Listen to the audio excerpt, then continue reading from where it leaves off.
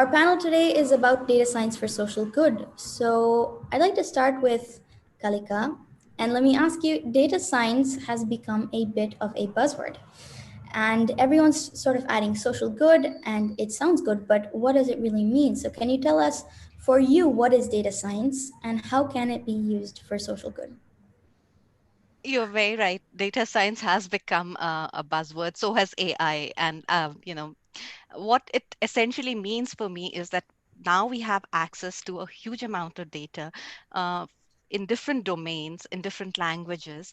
And how can we learn from the data? How can we create computational models from the data that can then enable a lot of services and technology for people who have typically been marginalized, who probably do not have access to technology and services in a mainstream fashion, that the way we think about technology um, amongst us.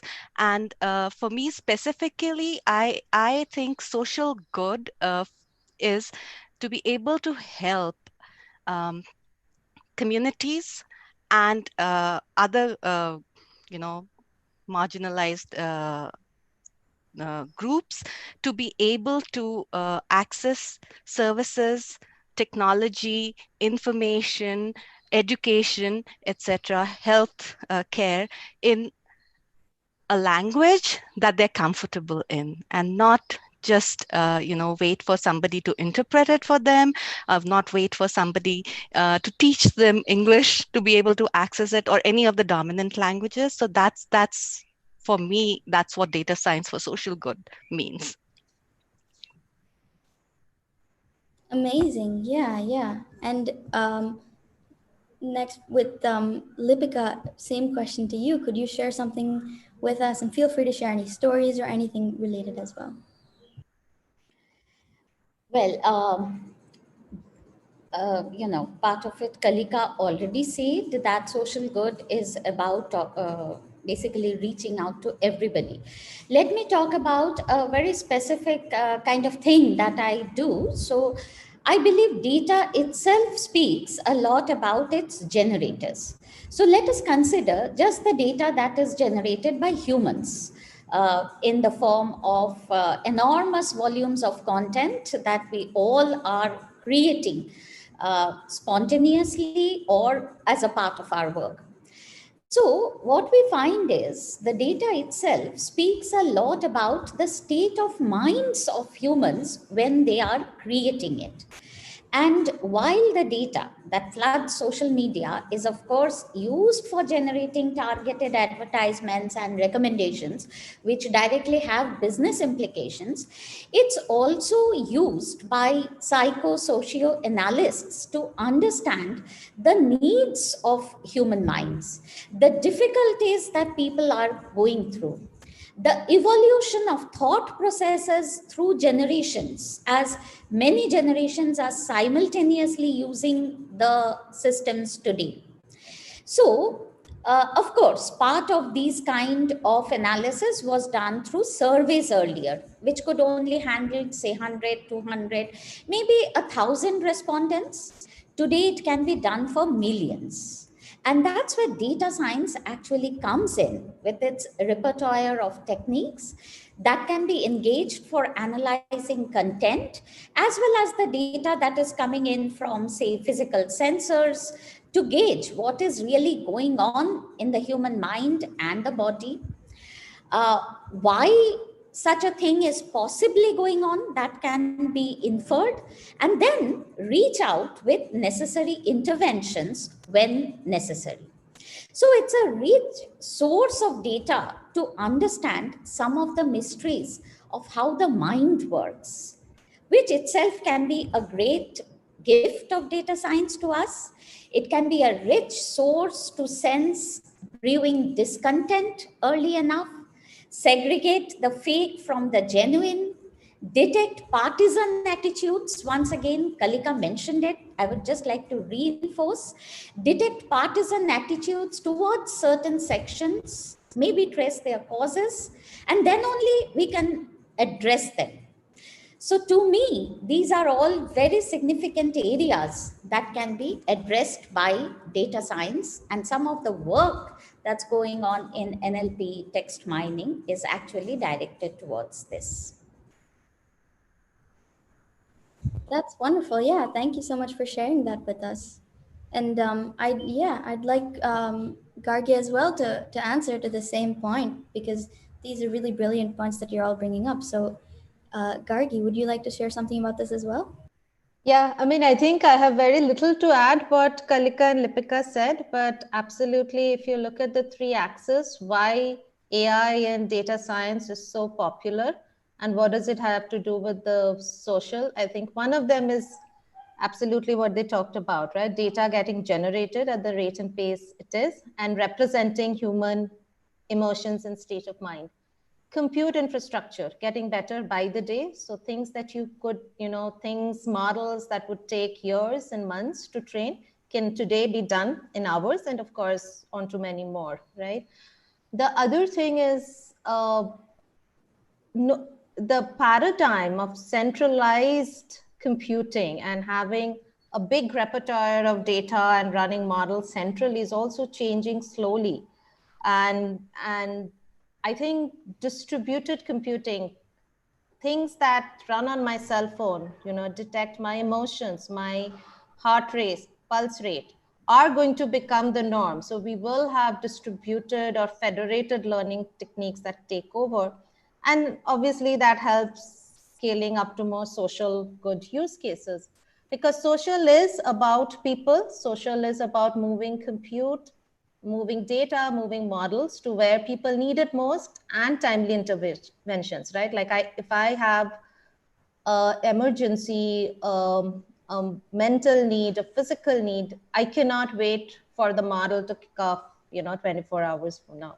So I think this whole distributed paradigm is another thing that I see changing on the landscape that's going to really scale up the needs for social good. But when I think of data science, and because you started with an interesting line, you said there's a lot of buzz about it. To me, buzz is not necessarily bad if we can see the related outcomes, right? Buzz is about telling people there's something out there and having it registered that, and I think at least with data science and AI, I'll give you two examples where I think we were 6 years back and where we are 6 years now today, both in terms of natural language processing, image recognition and speech recognition. So, and then I'll tell you where buzz is not bad, because buzz then means that it's real, it's affecting people's lives day in and day out, and we need to change skilling, we need to change education, we need to create the future generation who's really going to be a data scientist. I love this quote, a poet in 10 years from now, a poet should be able to do data science, and a data science should mingle more with poets. So two data points, right? I think 5 years back, the AI adoption across consumers, and enterprises, were 9 to 12%, with 80% of data science projects actually just being pilots and POCs and really not seeing the light of the day. Today, depending on where you ask and what industry it is, but it's between 19 to 25%, right? Which means we are seeing the outcome of people being able to take their pet data science projects and getting the outcome. So I think buzz is good as long as you see the outcome. So I'll stop there. That's wonderful. Yeah, thank you. That's so optimistic, and I love that. I love that theme, and I love the theme that I'm seeing across all of these responses.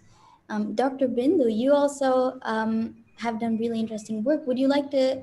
I know that there's maybe a story that you want to share about this. Would you like to comment and respond on this? Yeah, sure, Ruthu. Thank you. I would like to talk about this girl. It's a woman. Her name is Aju Saigal. She is a contract worker with the government of Kerala. I don't think she calls herself a data scientist, but what she has done for me is data science for social good. So Kerala, as you would know, is one of the states which is a very efficient rationing system. as can happen in all such scenarios, that's also a place where there is a lot of fraud happening. There are so in Kerala, all the people are divided for rationing system into APL and BPL, above poverty line, below poverty line, and the provisions and the facilities are different. So there are a lot of rich people who actually have got a yellow card. A yellow card is meant for people below the poverty line, and the rationing is the system is pretty good in Kerala, that you get a lot of provisions. So there are a lot of people who are revealing that despite being very rich. Now, what she did, she was given this task by an administrator, but what she did is she did some kind of text matching, some kind of matching algorithm between the ration card address and motor vehicles registration and building registration. And she caught around 50,000 people who are who own 2-3 BMWs and 10,000 houses of 10,000 square foot area, having a BPL card. And she set this momentum in the state, and then officials have gone and discredited a lot of these ration cards and brought all of those people out of the purview of BPL. So what she has done for me is data science for good. Whether she calls herself data scientist or not is not what matters. This is data science for social good. So I'll stop there, Ruthu. I think I made my point. That's so wonderful. Yes, I see a lot of nodding in the panel as well. So thank you for sharing that. It's especially inspiring to know that you're all so amazing, but we don't need to wait to get to any position to be able to do data science for social good or affect change. And I think you all have said that. So in this same theme, let me come to our last panelist here, Dr. Kanimozhi. I think we can't see you on video. Would you be all right with switching it on? I have some technical issues. I'm sorry. Let Sure, me no problem. another system. But for now, on the first question, let me answer this without video. Sorry for the inconvenience. Not at all. Okay, so for me, what is data science? Is basically it's a interdisciplinary field in terms of handling data, in which we get insights from a variety of data, which is a different variety within itself: text, video, voice, speech, and all. Right.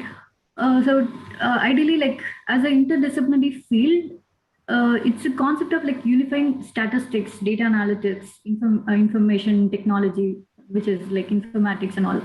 So as a component of this, we are trying to understand and analyze the actual phenomenon with the data itself. So in order to in which we get insights for decision making are derived using the techniques and theories behind the statistics, which includes many fields, right? Mathematics, statistics, computer science, and all the algorithms and theory behind it are involved in terms of getting the insights from the data in order to derive some decisions. So which is basically used in a different forms of applications, such as one of the panel member mentioned, in which those decisions are used in recommendation systems such as Netflix, Amazon, Flipkart, and all. For me, I would go with a definition or suggestion which is meant by Jim Gray, who's a Turing Award winner, who mentioned data science as a fourth paradigm, in which as a science we have been calling empirical, theoretical, and computational science, and now it has become data-driven decision making, which is by means of data we get insights in order to make decisions, which is now actually become a fourth paradigm of data-driven decision making methodologies using data science techniques. And to answer that, and how it has been how it has to be used for social good, which is I wouldn't confine it into data science. I would call it as AI for good. Why? Because so as a whole component of technologies has been like included in order to provide solutions covering a wide variety of domain, right? Which is like computer vision, machine learning, and also like deep learning. And in terms of getting into that aspect of application level, end user level utility of the techniques that we use can be like classified into education, tools and solutions, and as a community itself, in which I would say like education is basically creating interdisciplinary programs and content to train the next generation of responsible data scientists, I would say, as a data science person, to tackle social problems that matters to us. And with respect to the tools and solutions, we need to concentrate on incubating ideas, tools, solutions, and in order to like scale the impact of data science for social good, like having all the codes available open source, so that as a community we can like build a growing global community to collaborate on problems with the social impact uh, applications. That's wonderful. Yes, yes, I see that. Yeah, the theme of interdisciplinarity that we need, and also that data science has, and AI and ML and all of these fields together, which come under data science, have such a wide range of applications. It's definitely inspiring. I would So, like also like to point out some of the applications within itself, which is like Path AI, which is a pathology laboratory wherein like all the AI powered mechanisms has been like utilized in order to like infer the correlation between the particular protein across various tumor cells itself. And also like Seeing AI, which is from Microsoft Research. It's a free app wherein it will help for all like it will help the people who have vision impair in order to like read, write, and all. And also Google has Google Bolo, which is like AI for education. So all these examples will tell us where we are at the current stage of like AI or data science for social good, wherein we are in terms of progressing at all different verticals of data science, which is like, as I mentioned, like computer vision and natural language processing, and other areas where AI can be utilized, as which can impact users where it is basically necessary in different fields like healthcare, education, agriculture, smart cities and infrastructure, as well as smart mobility and transportation as well. that's perfect. You've given me my segue into the next theme round of questions, because you covered medicine and agriculture, which are especially key in India's climate today, but Correct. also in the world as well. So thank you for that. And let me ask Gargi, because you've done some work in the medical field, which is super cool, using data science, and it's related to mental health. So could you tell us a bit about that, and how data science can be used for social good in the medical field and in your work with mental health with it? Yeah, so absolutely. Let me actually talk about the work we did with mental health, but again, with the disclaimer that use cases are everywhere, right? And if we just have to turn our head a little bit to look at find use cases. But this was something that crossed path with us on mental health. This was really kudos to an NGO, Emancipation, founded in 2013, whose main job was to deal with trauma care to the vulnerable populations across the country. In fact, when we worked with them, their focus was really to help girls who've been in some trafficking situations recuperate and re-energize, right? So they provided mental health care. In India, one of the big problems is that trained psychiatric help was very less, right? So they would depend on lay counselors. So the AI technology, again, the modalities that it worked with was mostly text, so NLP and speech. So that's what lay in the algorithms. But what we helped them was with AI models that could actually talk to these lay counselors and figure out what were their emotional quotient, right? Because we knew that the trainers had to be really adept to dealing with these traumatized victims.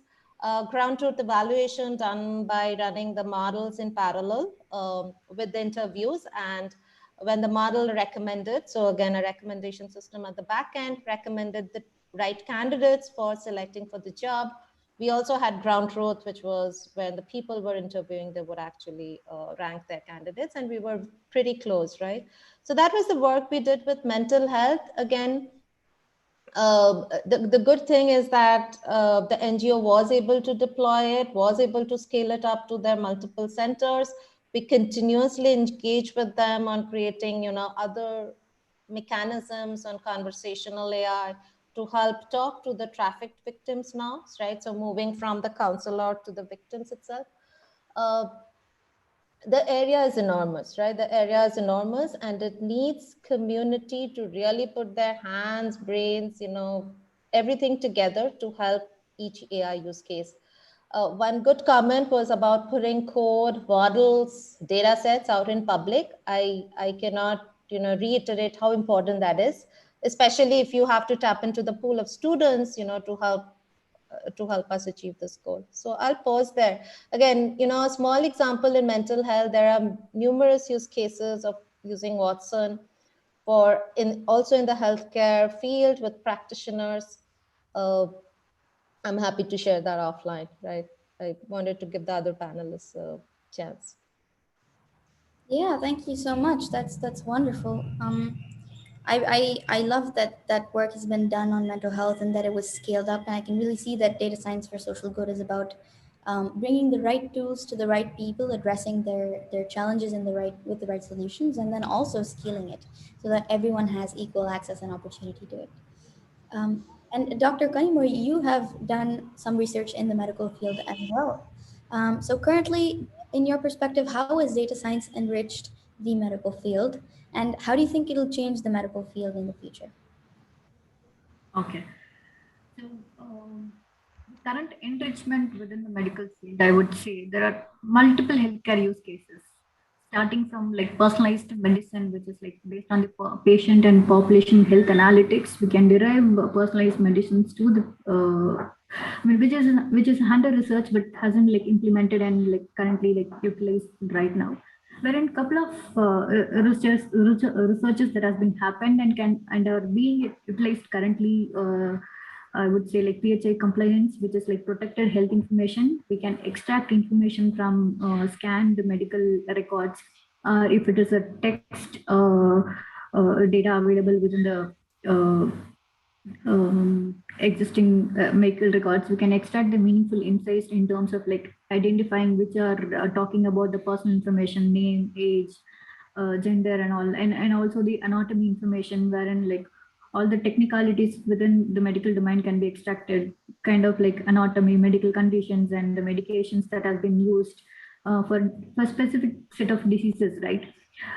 So I would say that has been like improved in terms of like how quality of data extraction can happen within the medical field, and also like clinical trial management, like kind of automating couple of things in terms of how it in boosting doctors, and also in radiology domain, how they can identify or point out the and kind of like improving the diagnosis process itself, like a couple of tools like OCR, which helps in terms of like identifying those information within the scanned images and all. And I would like to point out a couple of applications which are available currently, but not in India, but across different places in the world, which is one example is Lung Direct, which is a app which is able to detect pulmonary nodules for lung cancer patients. It uses deep learning algorithms to assess the malignancy risk of pulmonary nodules, like kind of identifying the nodule size, shape, density, volume, and all. So based on that, and along with the patient's demographic data, kind of these information are gathered by means of CT scans, and the patient's information, which will be in text format. So all those like has been like utilized for detecting the pulmonary disease within the lung cancer patient, kind of like identifying whether the disease is malignant or benign.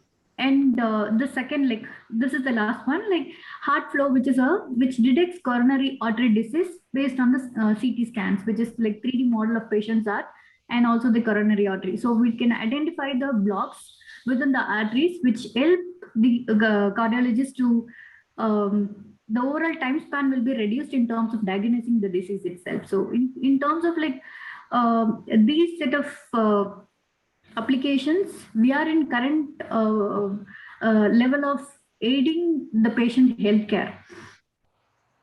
That's, And in terms, yeah, that's so very, this is basically the current set of improvements that we have made, but also we are progressing in terms of diagnosing diabetic eye disorder from Google. Like one of our keynote speaker by Sundar Pichai, who mentioned like Google can identify the diabetic retinopathy, which is a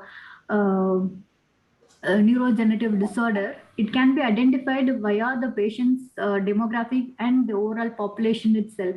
And they were able to like, which is under research, but they have published a paper in terms of like, we are progressing in terms of identifying the we are kind of like, we can provide solutions to the people who have diabetic retinopathy. interesting. So we are progressing in the areas of sequencing like genomics, assisting pathologists in cancer as well.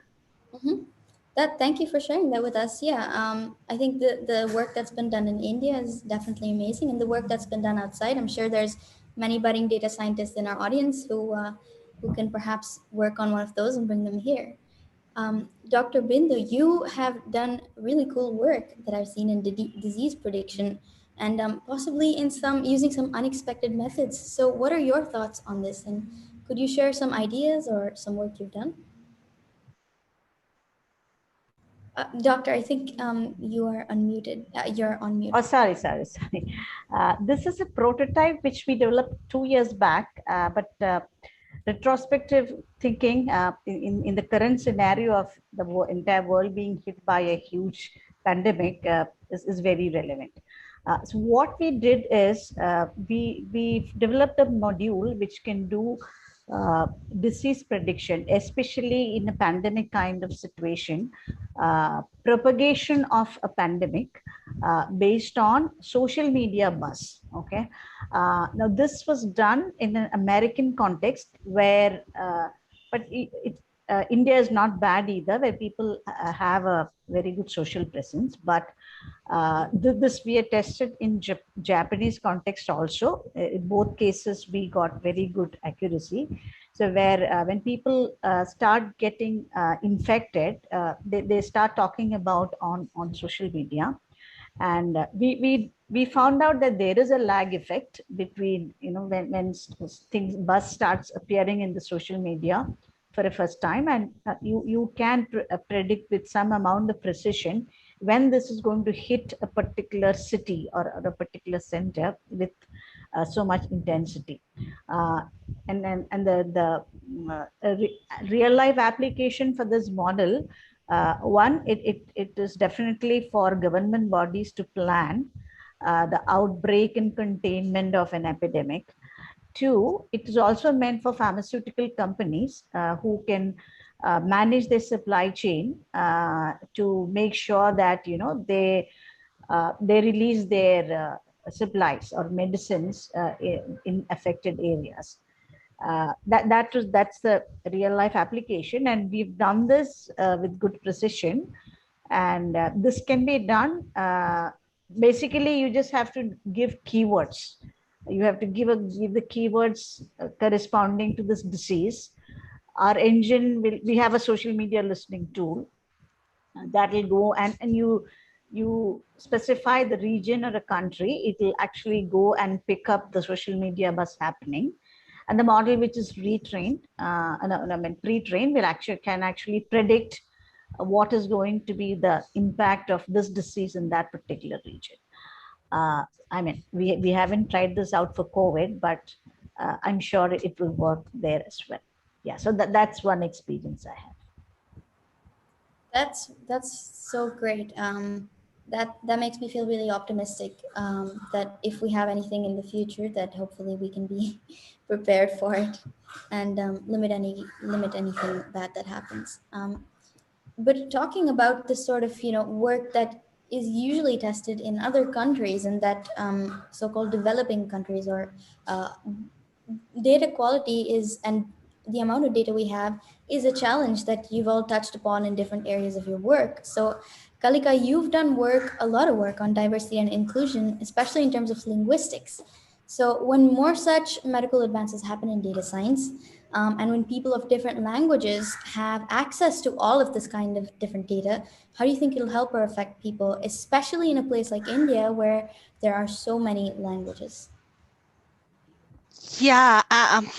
So I will kind of turn this around a little. I'll be cautiously optimistic. We've been hearing about really optimistic and really positive stories, which is very good to know. But I would be much more cautious about it, as like everybody, a lot of the other panelists have talked about technologies which are very centric in the global north and not so much towards the global south. There's very little work being done in the global south, and from a user-centric application. I'm not talking about like, clinical work and, the work that basically helps infrastructural development, etc. But from an end user perspective, we have a long way to go. And of course, like, I'll keep harping on it. It's my private soapbox. Languages play a big role. You can have the best technology in the world. It can have the highest accuracies. You can get like 60,000 best paper awards, etc. But until you solve that access point problem, which in the older times used to be called the last mile problem, we seem to have solved that last mile problem, at least in terms of connectivity to a certain extent.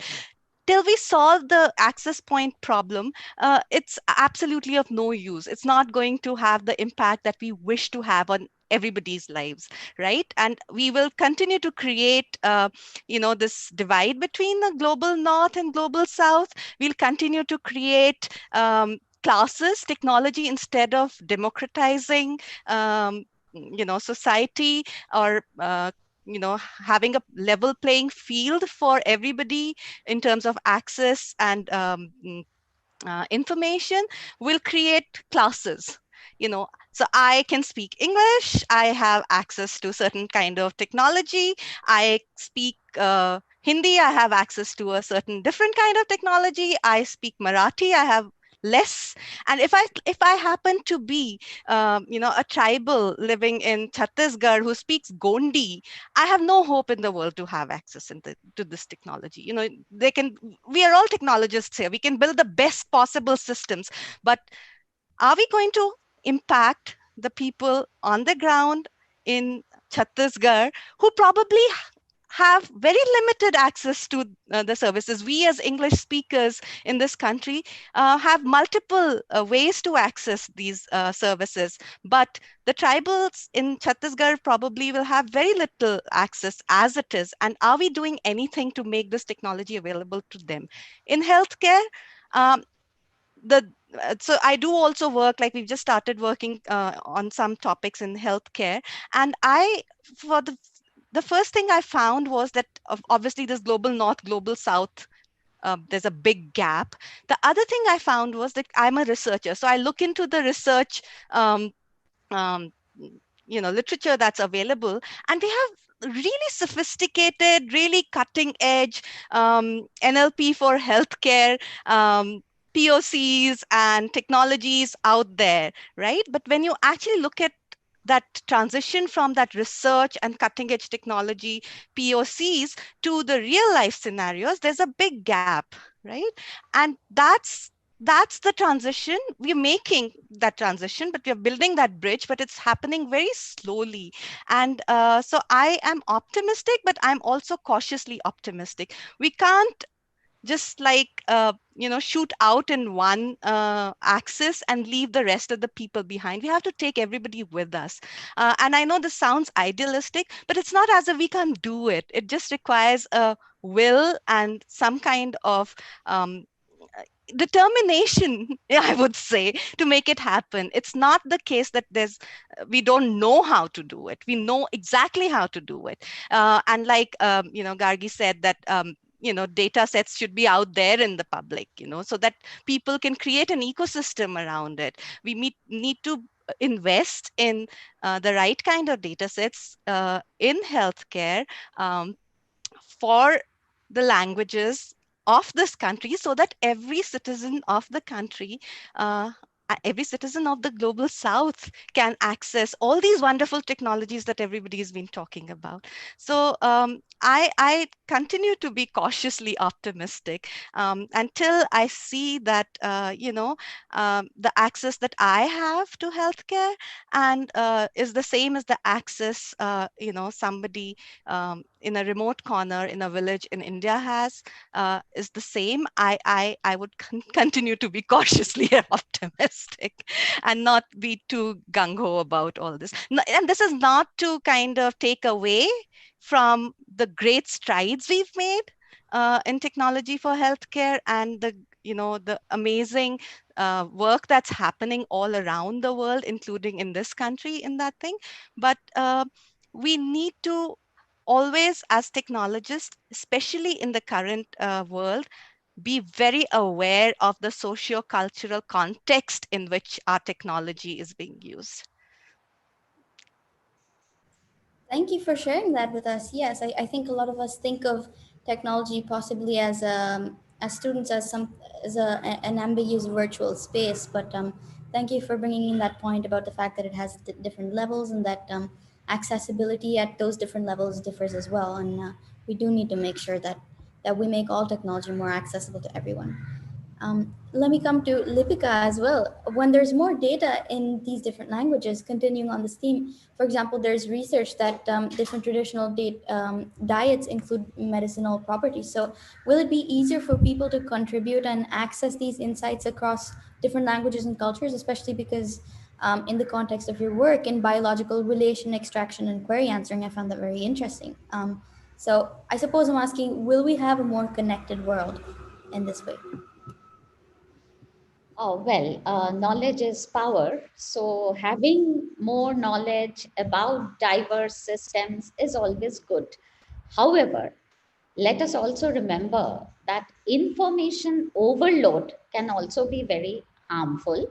So let us not eliminate the role of human discretion and judgment while assimilating information. Um, but coming back to your question, yes, as a whole, exposure to information can always lead to more informed choices, as you mentioned about diet, etc.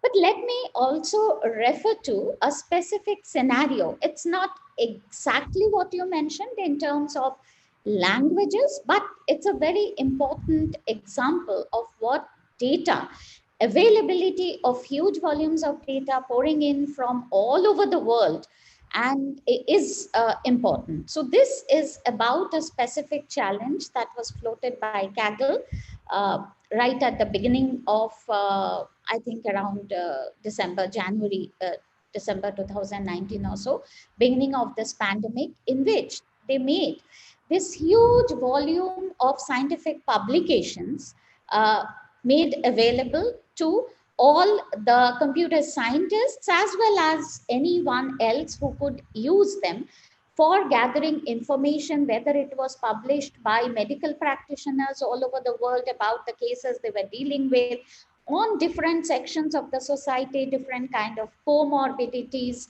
different sections like what was the effect on pregnant women, neonatals, and so on. There were very few cases here and there, but it was important to have a repository where all of this was there. But now let us come to the other problem. Also, there were information about predecessors of coronavirus, MERS and SARS, and so on. But now let us come to the other problem. And that is what the challenge was about, that there's a whole lot of information. Now, a virologist who was working in the lab, or a specialist working on the vaccines, or the government officials didn't have time to issue a search, go through the information documents, etc. And that's where again technologies came in, and that was precisely the challenge. And it's somewhat aligned to the kind of work that you were mentioning we have been doing. So can we sort of summarize the necessary information in terms of the important biological concepts, the relations, the medical interventions that were useful, particularly also the statistical significance of results? Because whether you should adopt a result that is defined for 7 people versus some results that were described for 1,000 people. So all these things had to be there in a nutshell, available to the different users, finally, to make informed choices. So all the things, data is important, and the technologies are also important, smart technologies, to make the data more comprehensible. That is important. And finally, human discretion is very, very important in adopting what should be taken, what should not be taken. And that comes with our educational background, aided by the precise information that is served along with the content. That's my point. Thank you, thank you. Yes, I can definitely see that the human element in all of this is extremely important, and human discretion when collecting and cleaning and all of these other aspects of data and data science is also important. So we have a few minutes if any of you would like to respond to points that the others have brought up. But if not, we can move on to the next theme, agriculture. But I'll give you guys a few minutes if you would like to respond to anything.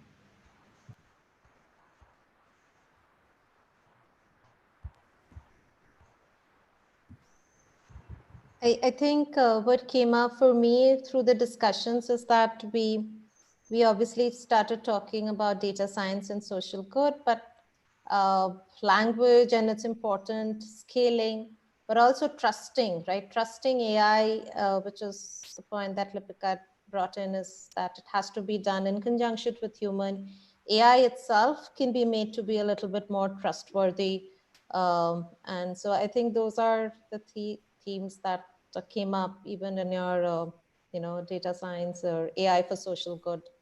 That we have to be able to understand people, their boundaries, their limitations, and bring everyone along through language, through other means of communication.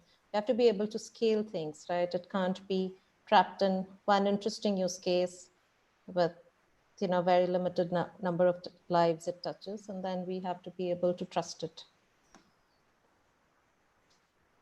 Thank you. Yes. Would anyone else like to go before we move to the next round?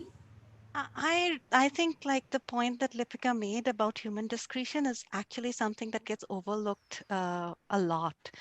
We don't pay enough attention to human discretion, and even like the role a human can play in making these connecting all these dots, right? And like she very rightly pointed out, I really like the thing that there's a huge amount of data which as a human we probably cannot see and process, but and technology can really help that. But then there is like a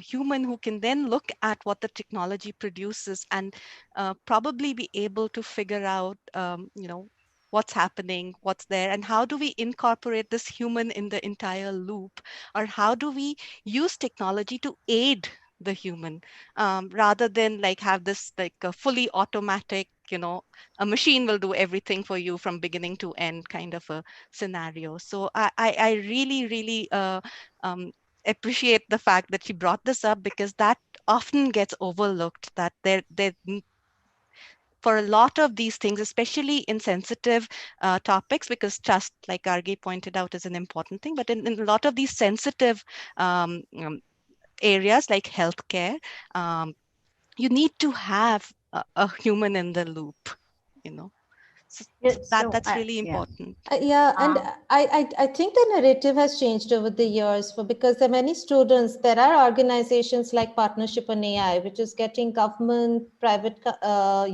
enterprises, universities together to seriously actually think about what is the implications, right? How do you get more human in the loop? How do you make it more trustable? So I am hoping the narrative is changing, and I see the narrative is changing. I don't think slam bam automation is RPA like stuff is really appeals or flies anymore. You in regulated industries, like you're saying, I think the narrative is with the human.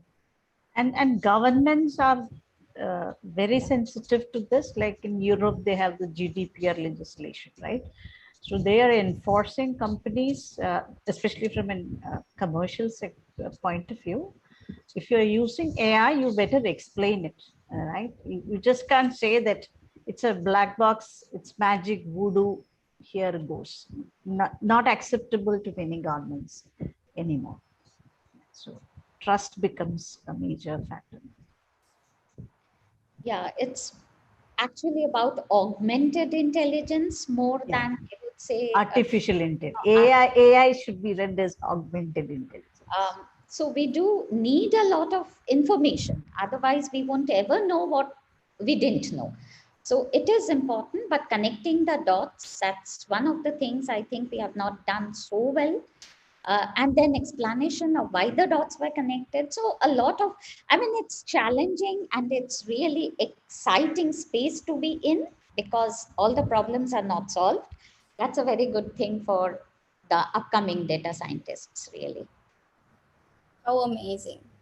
Yes, thank you all for sharing those points. And now we will move to the final theme round of questions for the panel, which I'm also super excited about because I've been reading a lot in the news about this, that a lot of people, especially during the COVID pandemic, have been shifting to using automated sensor and control room based farming.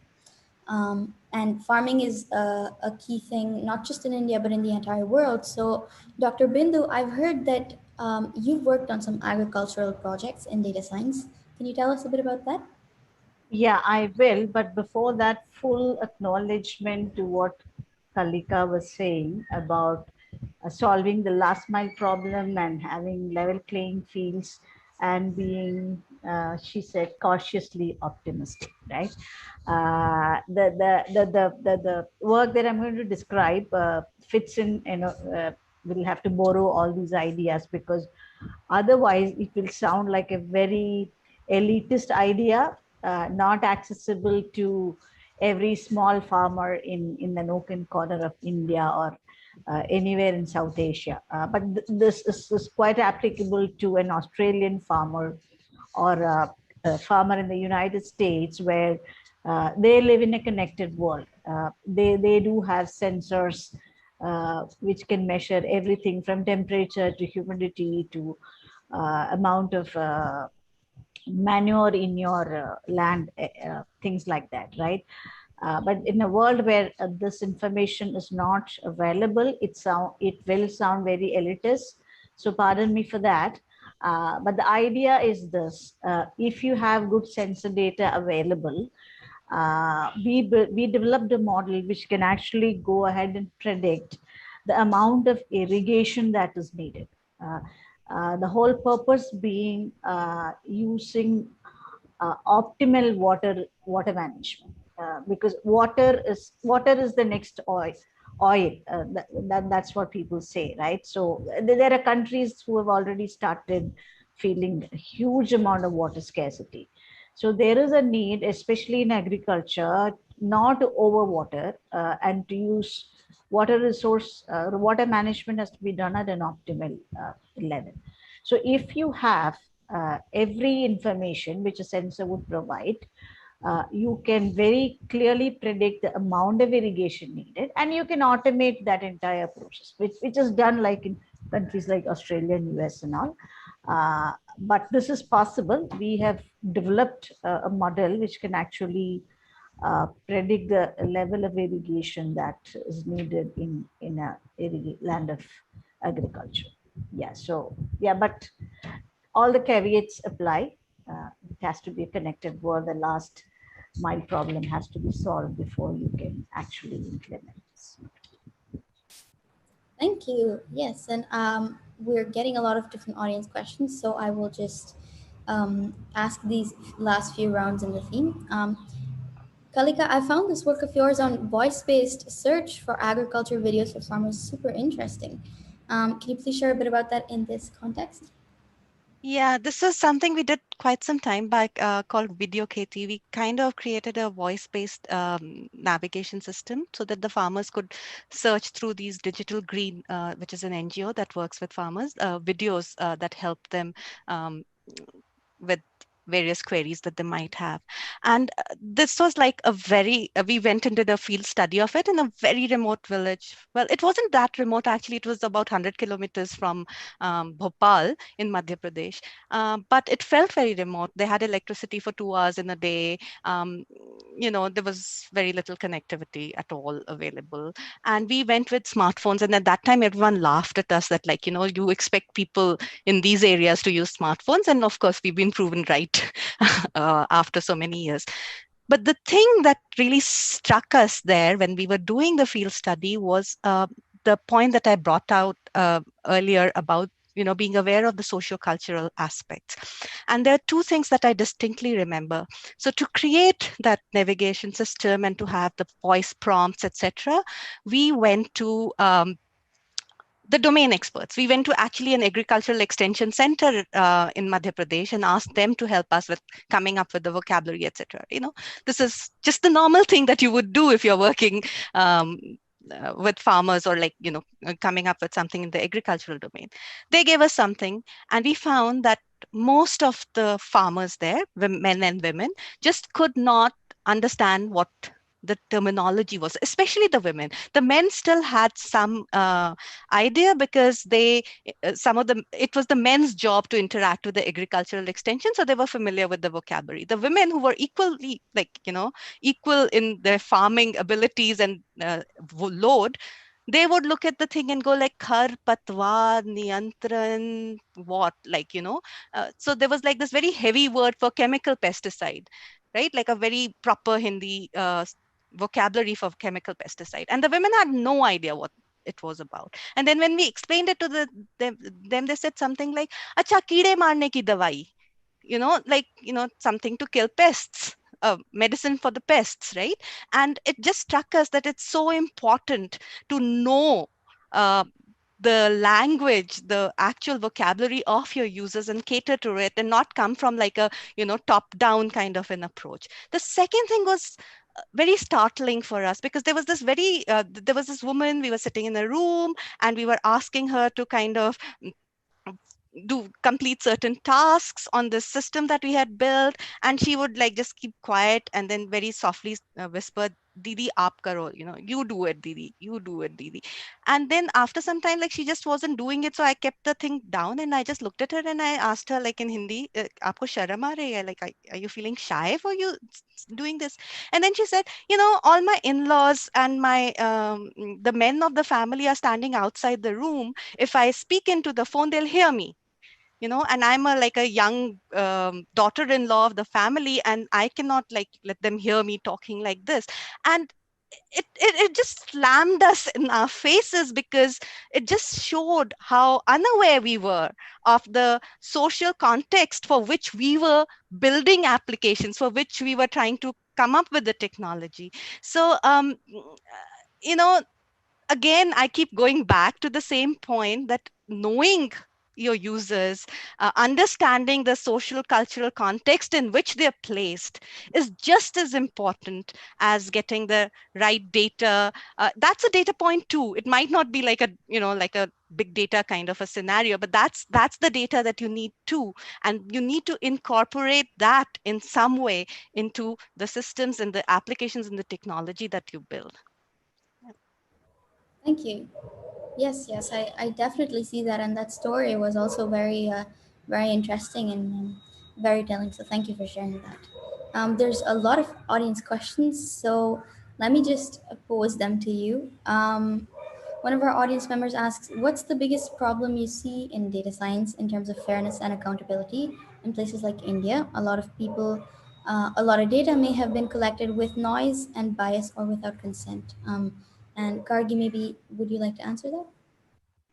Yeah, absolutely. So you're right? I mean, data is the cornerstone of everything that we talked about today. And there needs to be AI mechanisms itself to make sure that the data we are collecting is the right data that we want to train for our models. And in fact, I say that with the full recognition that the data we have today collected in our systems, for example, if I were to make a job recommendation system or train a BERT model with Indian data, I fear to see what is the outcome of professions that is going to be recommended for women in the field, or what roles. We did some analysis on our movies, right? Our movies actually reflect reality, reflect society, to show what roles are women playing. And if I want to train models on that and get job recommendation, I think I'm not going to get a job recommendation that I like,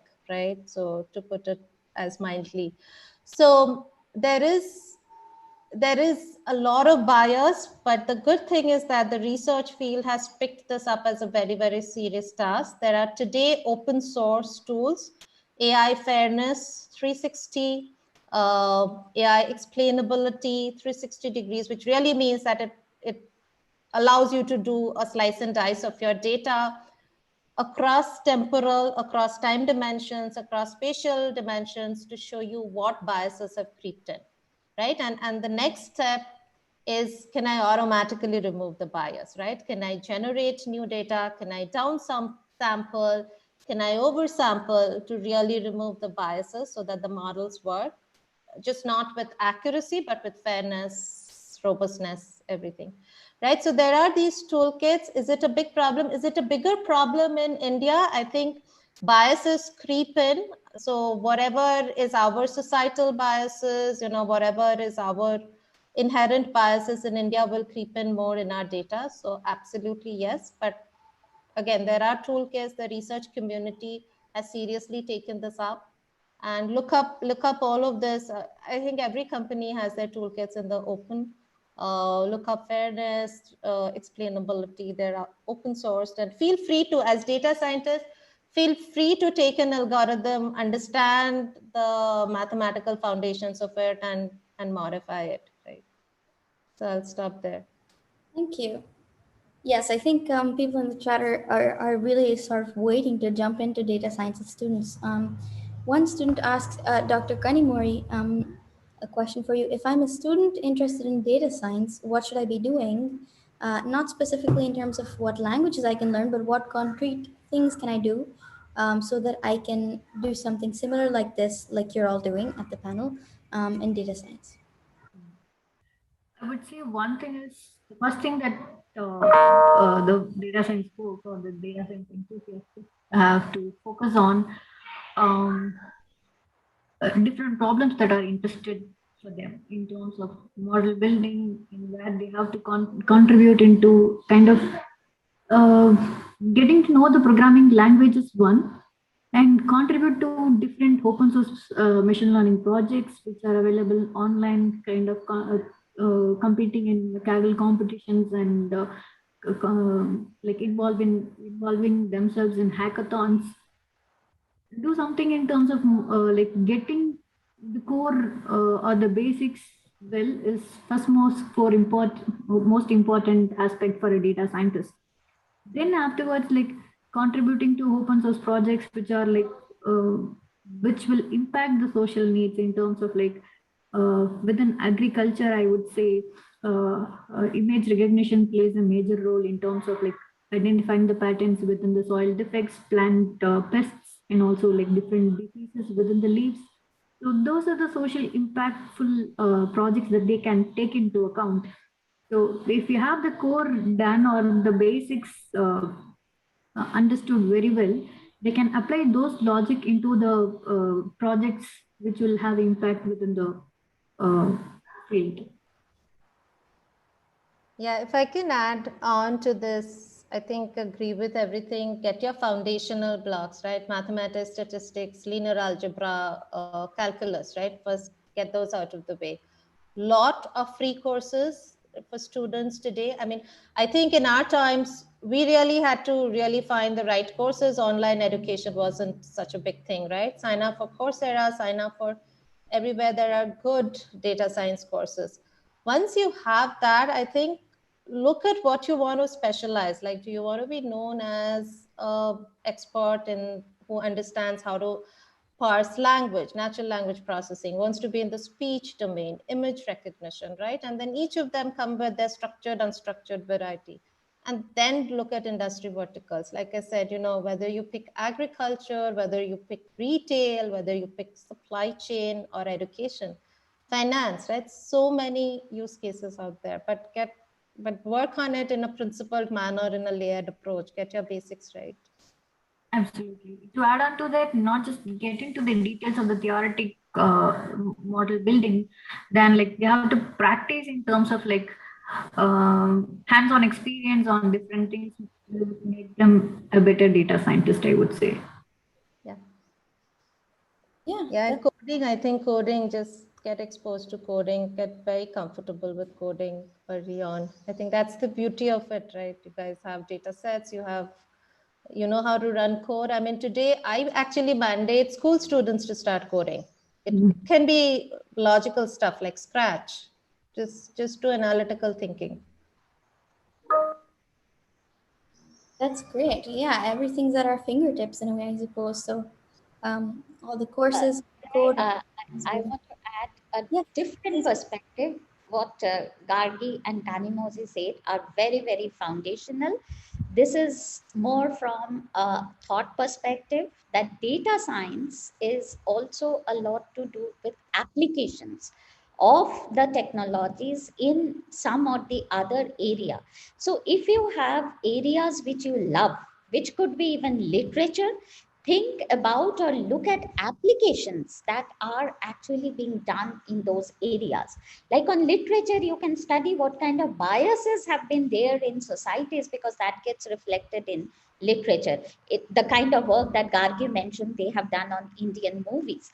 So, you know, there's no dearth of interesting problems. So get yourself very strong on the foundations. Find areas of applications that really excite you. Okay, which could be for in any area of life. Actually, I think that's the most interesting aspect of data science. Thank you. And Dr. Bindu or Kalika, would you like to respond to that? I would say that you know, everything about foundational thing is so true, because we find that these days, because of the variety of courses etc. available, people tend to go in for very specialized courses because of some buzzword etc. Like, you know, okay, this is a cool course to do, and we often find that, you know, young people who come to us, they might have done a whole bunch of things, but at their foundation, it's just not strong enough. So make sure that your foundations are really strong. And to add to what Lipika said, pick up one area which is not computer science to look into. You know, these days it is really important to have some kind of a holistic idea and a holistic background in some other domain as well. So it's a bit like what Lipika said. You know, if you like literature, that's fine too. But you know, think of the context in which you would think technology would be used, and be aware of the major arguments, discussions, points that are happening in the field that you choose to be in. Hey, Ruthu, I can take question number 5. I think we're overboard of time. So earlier when when I was a junior data scientist, the problem which I faced the most was how to get my model right, to get an accuracy and all the metrics right. And there would be people who guide me. There would be my supervisor, my manager, who will guide me. Life was much more easier. It was just to get the precision, accuracy correct. The problem which I face now as a senior manager is really bad. Here is where I have to talk to the CXOs of the world and to convince them that machine just not learn by itself. It's a bigger problem translating a mathematical model in English to a CXO who comes to me with a predetermined understanding that it's an all learning machine. Your machine learns by itself. Why are you asking for more data? Your algorithm is intelligent enough. It should say that, okay, I fed only cat and dog. If I gave you a kangaroo, it's smart enough. It should tell you it's a kangaroo and not a cat and dog. What are you saying? That is a big problem, which is, I would have loved to go back to the shoes of a junior data scientist, sit there and just attack accuracy, precision, and recall. This, what I do today, is a nightmare for me. So that is where the challenges I face from earlier on to now has changed as I've moved up my career. I hope that answers the last question. I think it does perfectly. If the panelists are okay with 5-minute extension, because I know we're a few minutes over time, would you all like to respond to that as the last question? And the question is, what was the biggest barrier you faced early on in your career versus later, and were these the same, or did they change as you moved up? Okay, so I think the biggest career, the challenge that I faced earlier on, and I'll be like bluntly honest here, was being the only woman in the room. I have been in positions like, at one point or the other where I was the only technical woman in the entire organization, or like whatever, like the small organization. And the kind of proving that I had to do to be considered equal to my male peers was, by doing double the work, by being doubly good at what I do, etc. Right? So that was like a really big challenge early on, which is kind of lessened with experience and with credibility that you build over time, etc. That's lessened. Now my biggest challenge is how to make sure that the junior people, the women in my org, are not invisible and they always have a voice and and have a place on the table. So that's the challenge now that I work with. Yes, if people haven't read this book, Invisible Women, I think you should. It's a great read. Thank you. Amazing points and an awesome book recommendation. Dr. Day, would you like to go next, or Dr. Kanimozhi? Yeah, sure. Can you hear me?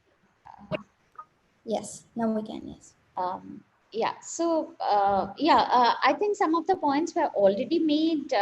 Bindu mentioned what I think all of us have really faced it. Also, the other thing is, there are these finer notions. I think we were discussing a few of them earlier also, that data science need not always lead to predictive models. Insights themselves are very important. And while we have been talking about the bias in data, it is also important to expose the bias that exists in the data, because they exist. So therefore, taking actionable intelligence is also an activity, I would say, of data science. So let us keep ourselves open. We have fought, throughout our lives. I have moved from academics to industry, and initially NLP, let me just talk about NLP, text mining, which were known as the inner components that search engines needed. Yes, but what about their applications in gathering insights from customers or from employees themselves inside?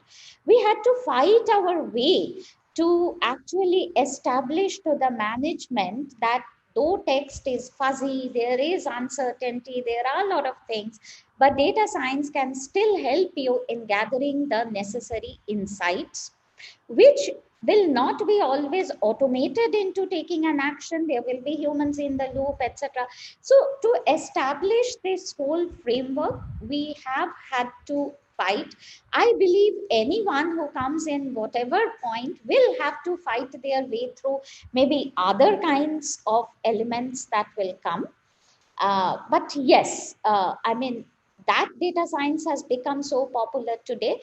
definitely is a result of all those fights, which have made it very useful in the context of so many things which have both industrial as well as larger social applications. That's all. And Dr. Kanimozhi, same question for you. Yeah, like would you like me to read out the question again? can you please? Yeah. Sure. Yeah, it's what was the biggest barrier you faced earlier on versus later in your career, and were these the same or did they change as you moved in your career? Okay. So the most challenging part I encountered is basically I was shifting from academia to industry. So all the concepts and the theoretical and empirical research that I've done, and also like a couple of implementations are also been like done in terms of like approving the researches that has been made, right? So there was a drastic difference between what the research means and also like how it can be utilized in the industry as well. So within like in earlier works which were in terms of like publication domain, which is kind of mostly NLP related things, that was pretty research plus production oriented things, wherein like within Crayon what we deal with is basically different varieties of techniques like predictive analytics, reasoning for recommendations, wherein like we are dealing with personalized recommendations engines, right? So addressing the biases and providing reason why I'm recommending this to the user based on the transaction and the merchant and the customer profile information, all those portfolio and also the transaction data plays a major role. So from that we have to derive reason for recommendation with respect to the percentage of matches that I'm recommending, and also why I'm recommending this product to you or this merchant to you needs to be like addressed in a different way. So working on that and like having it in production was kind of little bit challenging in terms of like inferring all those and displaying it in the API, and and scaling it up in terms of like having larger amount of data was a bit of challenging for me in terms of shifting from academia to industry and working on like production level projects and dealing with the client data. So all those were like exciting as well. Plus, it was challenging initially in order to adapt to the industrial requirements for me. Thank you for sharing that with us. Yes, and Gargi, would you like to? Yeah, I can go quickly. I think everyone's journey is different. Problems change, and when I recount my journey, I do think data scientists of today will have a different journey, but I'm happy to share, right? Beginning of my career, it was all about using the latest and the greatest tools, right? How do you go from expert systems to statistical models, statistical machine learning, understanding deep learning, right? You would always jump on the latest and the greatest tools, and an accuracy or an F1 score improvement of 0.1% or 1%, you celebrate. Today, I think the lens I wear is completely different, right? For the business, what does it mean? Even you might actually have a perfectly valid statistical machine learning models, right? An SVM or a random forest that is doing the job. I enable the floodgates, I bring in deep learning, I get 1% accuracy, but I still have to, rip off the data infrastructure and take 3-4 months to rebuild it. So I think the business and what technology means to the business, is it worth the effort? Is it not? Does it, really change the way results are looked at? I think those are the problems I think of today. But I think that's the journey as a data, it's a T journey, right? As a data scientist, you go deep, deep, deep, you run after things that are new, you solve them, you understand them, and then at some point you broaden it and you become a T or an H, right? Whatever you want to. So I think that's what I think my journey's been. Thank you so much, and I think those are all wonderful endings for us and the audience as well to be inspired by. So thank you all once again for being part of this discussion. I know we went a bit over time, but thank you all for sticking around. I know you're all extremely busy. So thank you once again for sharing your expertise, your time, and your knowledge with us. We'll break now for a few minutes. We will have a deep dive session with Ujjaini Mitra at 12:15. So we'll see you then. Thank you. Thank you. Thank you, Thank you. Ruthu. Thank you. Bye. Bye-bye.